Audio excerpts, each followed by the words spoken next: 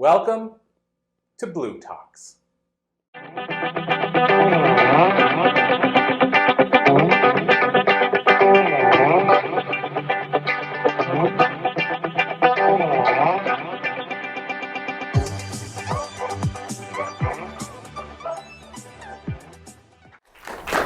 Thank you so much for having me today here at UCLA. I am so excited to tell you about my biggest mistake, my biggest mess up in life that I wish I knew then, what I knew now, what I'm going to share with you today, because I hope to be able to prevent even an ounce of the heartache, the agony, or even just save you time to fast forward you into the happiest chapters of your life. Before I get started, I want to ask you a question. And I want you to ponder this as I talk.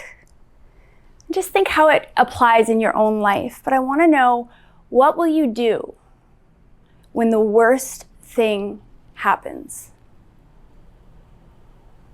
Because bad things happen, right? Life is hard. Happens to all of us. And it could be the absolute rock bottom that I'm going to tell you about. Or it could just be the day-to-day struggles. But what are you going to do? Are you going to run away? Hide, lie, point fingers, blame? Just think about it. So my story begins with my biggest fear. We all have fears. And my biggest fear from childhood onwards, I actually don't have memories in my life where this fear wasn't overwhelming. And it's the fear of being alone, the fear of abandonment, the fear of being left or not chosen. And particularly as a child, it was with my mom. And I love my dad, but for whatever reason, I was so attached to my mom. And there is one memory in particular. It's ingrained in my brain. And when I think about it, even now, it can bring tears to my eyes, because those memories are those strong core memories from childhood. You know how we have those images imprinted in our minds? This is one for me. And my mom was going bowling. So I'm going to let you do the math, but I was born in the 70s and I was raised in the 80s, and my mom was on a bowling team. And she had the bag and the shoes and the whole thing. And she was leaving me with a babysitter. And I had never had anything happen to me that I recall. I don't remember trauma. I had a really good childhood. Babysitters were all great.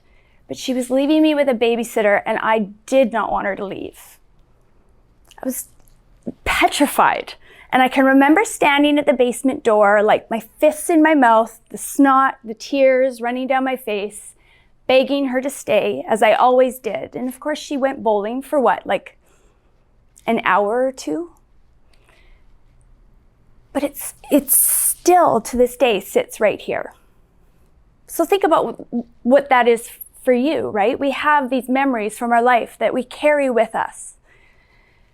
So fast forward into my formative years as a young girl starting to date, those courageous boys that were brave enough to date me, because as you can imagine, I hung on with a death grip.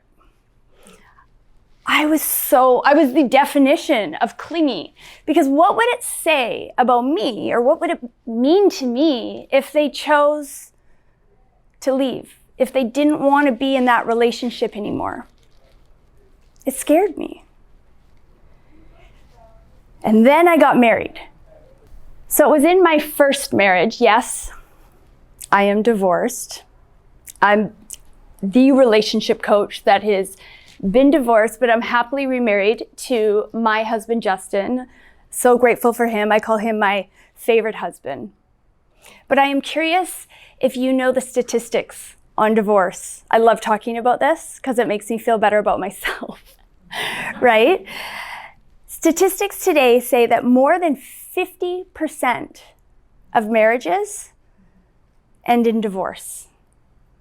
50%. So I want to ask you, raise your hand if you're divorced, right? Maybe separated, raise it, keep raising it, right? Or maybe you want to be divorced, right? I dare you to raise your hand, especially if you're here with your partner. I dare you, right? And that's the thing, it's hard. Marriage is hard. That's why I have a job, thank God. But it was in that first marriage where my anxiety from day one was at its highest. It should have been my first clue, really, looking back. But it's that anxiety that led me here today, that led me to realizing way too late, because he already left me, that marriage is done, but realizing my biggest mistake, my biggest mess up. And it started with that anxiety. Now, has anybody felt anxiety? I won't keep asking questions, but have you ever felt anxious? Maybe even right now, right? So many of us, we know that feeling, and we might call it anxiety. We might call it fear, nervousness, worry, stress. It's discomfort in our body, right? And when I felt it in my marriage, probably in every other aspect of my life as well, my instinct was to try to control everything around me, particularly my ex-husband. Familiar? If all those people that raise their hands who've been divorced, I know you know what I'm talking about, right? And we look outside of ourselves and we try and micromanage the heck out of everything around us. Because it feels better. It temporarily calms that inner angst. That discomfort that we feel in our body goes away. But it's just that. It is temporary. It's an illusion. It's like a Band-Aid. We're not really dealing with the problem. So here's the thing. I want you to listen, because this is the important part about what I have to say today. The only thing we can control in this lifetime is ourselves. We can control our thoughts, our actions, and our reactions in the present moment, right here, right now, today. We can forget about 10 years ago, yesterday, even 5 seconds ago, because it's done. We can't change anything that's already happened. But think about how often you sit in your mind and you spin about what you said, what you did, or even more importantly, what he or she said or did, that how they wronged you, and we blame and we focus on it. And we're wasting our energy because we can't change anyone else and we can't change the past. But yet we spin and then talk about anxiety, right? The only thing we have control over is ourselves in the present moment, right here, right now. Our happiness is entirely an inside job. It's up to us. When I realized that, it's like my head exploded in the best of ways, because I realized that I could change it, that I didn't have to let it happen again. I didn't have to go through what I went through again, because I'd been doing that probably my whole life, but definitely in my first marriage, entirely trying to control all the things except for myself. Now, don't let it be lost on you. Looking within, having the courage, because it takes courage to do the inside work and to figure out who you are and what you want and to find that clarity. It will absolutely transform your relationships and your marriages. And if you're single, it's going to transform your future relationships. But it changes everything. Think about what we all want. What do you want?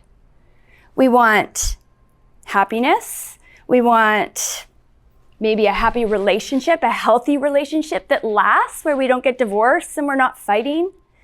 We want our kids to be happy if we have children. We want money. Money allows us to buy and do the things we want to do. We want business success. We want to travel. you name it, right? These are things that so many of us want. And the trick is this one single thing. It's looking within. When we do the work, the inside work, all of those things start to come easily. And this is why. It's because we're energy. And when we do the work of looking within and self-reflection and owning our stuff, our energy shifts, right? We vibrate at a different vibration when we're happy, when we're confident, when we feel loved, and when things are happening for us. And when we vibrate at that level, we become magnetic. Things, people, opportunities start coming out of the woodwork, and sometimes we didn't even realize we needed it to happen. That happens when we do the inside work, when we stop blaming and pointing fingers at the things around us that we want to change, and we decide to change the one single person that we actually can change. Now, my husband, my favorite husband that I spoke of before, Justin, he said to me, when I was practicing my talk and telling him what I was going to talk about today, he said, but what's your biggest mess up? So I don't want you to not hear me today. My biggest mess up that I want you to learn from is that I was looking outside of myself entirely to feel better, to calm that discomfort. Every time I felt uncomfortable, I wanted something outside of myself to change. So I want to come back to the question I asked at the very beginning, and it's, what will you do when the worst thing happens to you? When your husband leaves you, when you're having a bad day, when you don't get that promotion, whatever it is, what will you do? Will you run away? Will you blame everybody else? Or will you rise? Will you look within, self-reflect, own your stuff, do the tough work of figuring out who you are and what you want and grow your confidence? Because I promise you this, the other side of facing those fears is amazing. Thank you. If you want to reach out to do some coaching work or for speaking, please scan the QR code or follow me on Facebook, and I would love to connect.